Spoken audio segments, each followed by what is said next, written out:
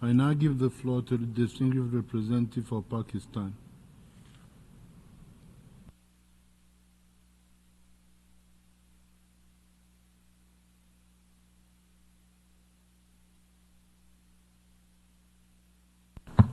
Thank you, Mr. President. Allow me to begin by expressing my delegation's sincere appreciation to the four co-facilitators, Mexico, Nepal, Norway, and Zambia, for the dedication with which they led the negotiation process for the outcome document.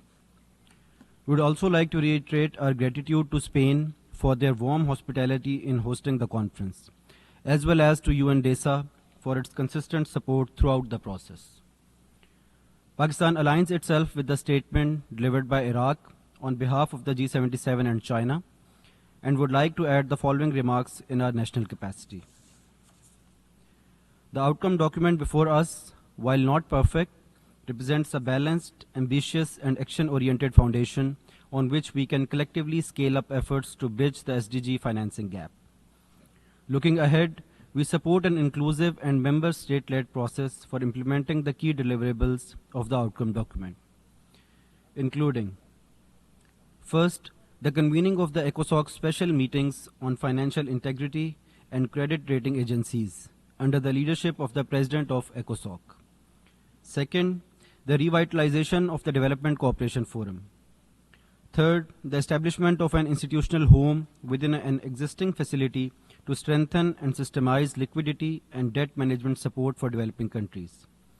Fourth, scaling up lending by the MDBs with the view towards tripling it, as well as designing an SDR playbook at the IMF. Fifth, the creation of the Borrowers Forum. In this regard, we underscore that the process for its establishment must be borrower-led and owned. The forum should be easily accessible for all borrowing countries and reflect their collective ownership and priorities.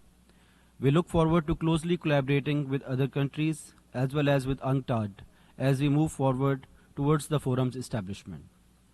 Lastly, the initiation of an intergovernmental process under the UN to address gaps in the debt architecture. We also welcome the many initiatives launched under the umbrella of the Sevilla Platform of Action, in particular the Debt Swaps for Development Hub. We look forward to their early operationalization. Mr. President, we take this opportunity to reiterate our delegation's concerns that during negotiations, the issue of climate finance became one of the most contentious. We oppose any attempts to reinterpret existing commitments under the UNFCCC and its Paris Agreement. On debt, we stress that our preference had been for a multilateral sovereign debt mechanism.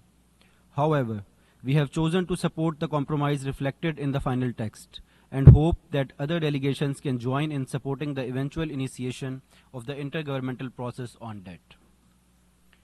In conclusion, Pakistan reaffirms its full willingness to work with all delegations for the accelerated implementation of Compromiso de Sevilla. Thank you.